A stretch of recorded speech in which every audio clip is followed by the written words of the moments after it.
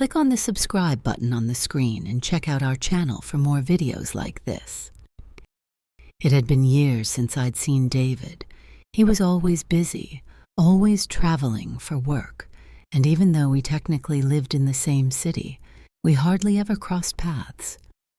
But when Mom and his dad invited us both to spend the weekend at the lake house, I thought it might be nice to catch up. We weren't exactly close, but we got along well enough for step-siblings. Still, something felt different this time. I couldn't quite put my finger on it. The house was as beautiful as ever, tucked away from the rest of the world, surrounded by trees and the quiet sound of water lapping against the shore. It had always been a peaceful place, and I found myself looking forward to the escape. David arrived late that first night, long after Mom and his dad had gone to bed. I was sitting by the fire nursing a glass of wine when I heard the front door creak open. He stepped in, looking a little tired, but still managing that easy smile he always had. "Hey, stranger," I said, standing up to give him a hug. He wrapped his arms around me, holding me for a moment longer than I expected. It was nice, familiar, but there was something else. I shrugged it off. We were family after all, even if we weren't related by blood. "Sorry I'm late," he said, pulling back but keeping his hands on my shoulders for a moment. Traffic was brutal. "No worries," I said, smiling. "You made it just in time to have a drink with me." He grinned and nodded, dropping his bags by the door and heading to the kitchen to grab a beer. We sat by the fire, catching up like old friends. He told me about his work, his travels, and I told him about my latest projects. It felt comfortable, but there was a quiet tension I couldn't shake. Maybe it was the wine, or maybe it was the way he kept looking at me, but I found myself more aware of him than usual. The way he moved, the sound of his laugh, the way his eyes lingered on mine just a little too long. After a while, I stood up to add another log to the fire, feeling the heat on my skin as I leaned forward. When I turned around, David was watching me, his eyes darker than they'd been a moment ago. I felt my breath catch, but I forced a smile, brushing it off. It was just the late hour, the firelight making things feel more intense than they really were. "I should probably head to bed," I said, setting my glass down and stretching my arms over my head. "It's been a long day." "Yeah, me too," David said, standing up slowly, but he didn't move to leave. Instead, he took a step closer, just enough that I could feel the warmth of him standing there. I looked up at him, and for a second, I thought he might say something that would change everything. But he didn't. He just smiled, soft and easy, and the moment passed as quickly as it had come. "Good night, then," he said, his voice lower than usual. "Good night," I replied, my heart still racing as I turned and headed upstairs. I could feel his eyes on me as I walked away, and it left me with a strange mix of excitement and guilt that I couldn't quite shake. The next morning, I tried to shake off the weird feeling from the night before. It was just David. Nothing had happened, and I was probably just imagining things. Still, I couldn't forget the way he'd looked at me, the way my heart had raced when he stepped a little too close. But it was ridiculous. We were family, even if we weren't blood-related, and there was no reason to let my mind wander like that. I busied myself with breakfast, hoping the smell of coffee and eggs would clear my head. The kitchen was bright, with sunlight streaming in through the windows, and for a moment, it felt like any other day at the lake house. I was halfway through making toast when David came down, freshly showered and looking more relaxed than he had last night. He greeted me with a casual smile, and for a second, I wondered if he felt any of the tension that I did. "Smells good," he said, leaning against the counter and grabbing a piece of toast. He was close again, standing just a little too near, and I could feel that same pull from last night. I told myself it was just in my head, that I was overanalyzing things.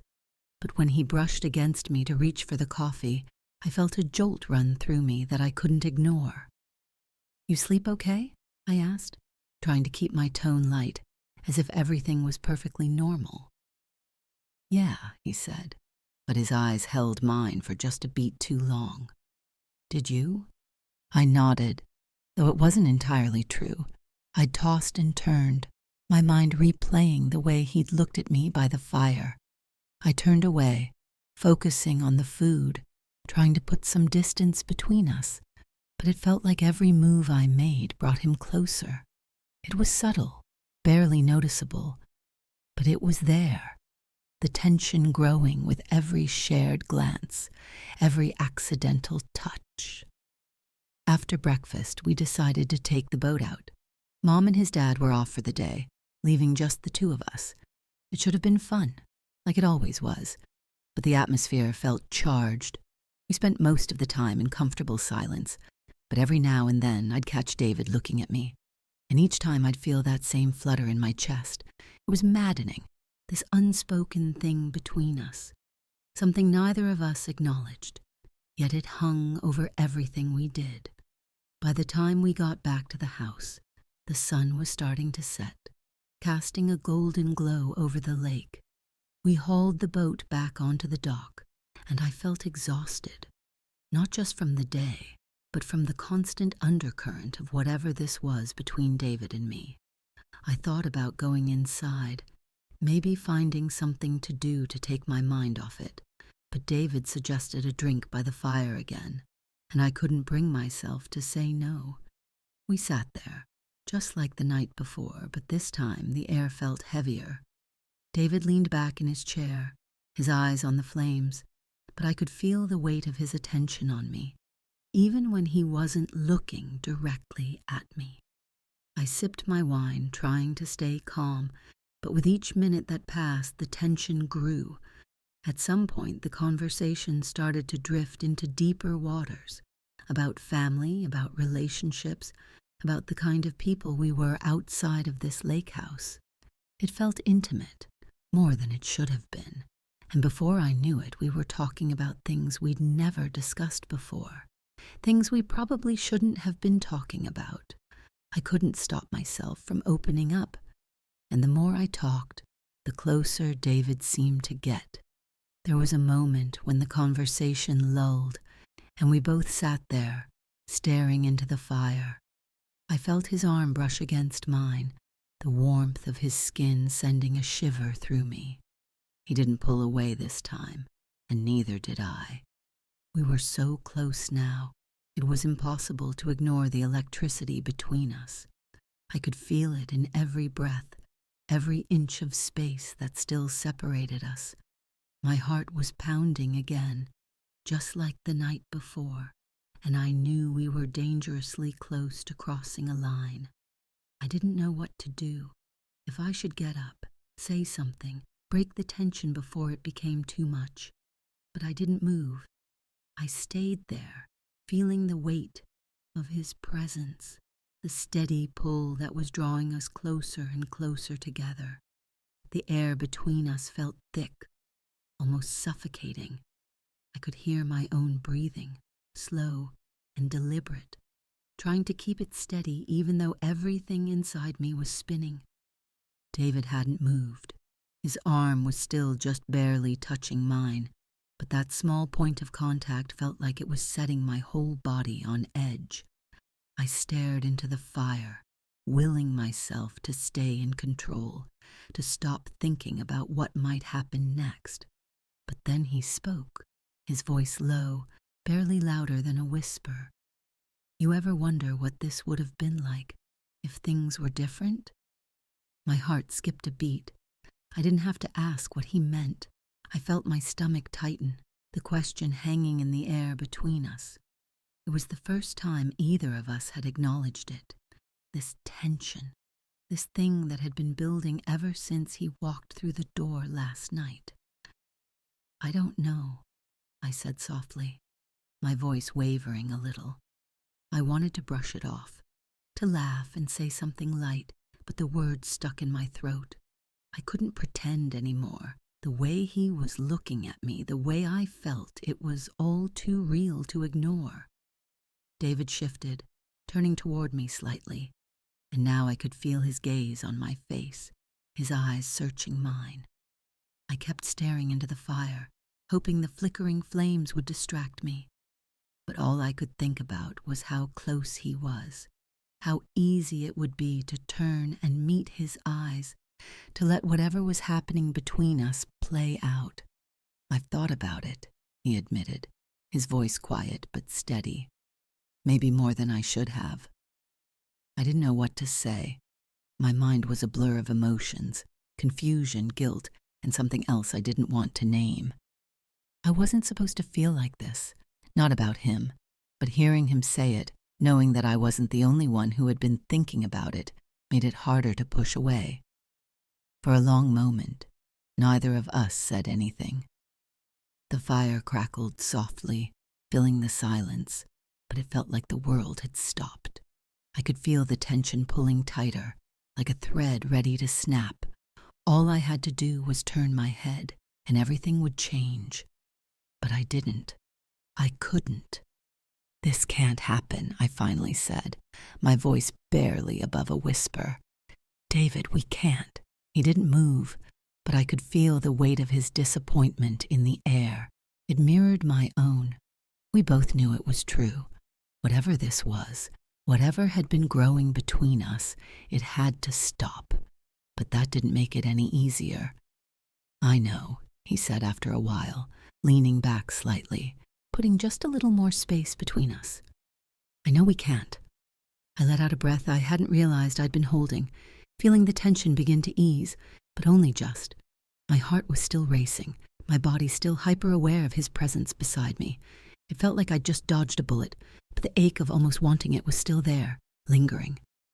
"We should go inside," I said, standing up before I lost my nerve.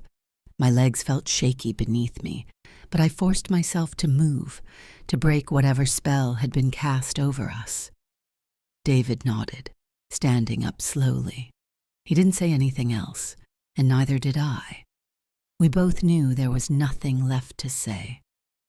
As we walked back toward the house, side by side but no longer touching, the cool night air felt like a shock to the system, pulling me back to reality. Inside, the house was quiet, almost too quiet. I could hear the soft ticking of the clock in the hallway, the faint hum of the fridge, and the distant creaks of the old house settling.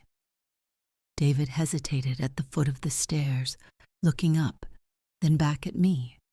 For a split second, I thought he might say something, do something, but instead, he just smiled, small, sad, and a little resigned.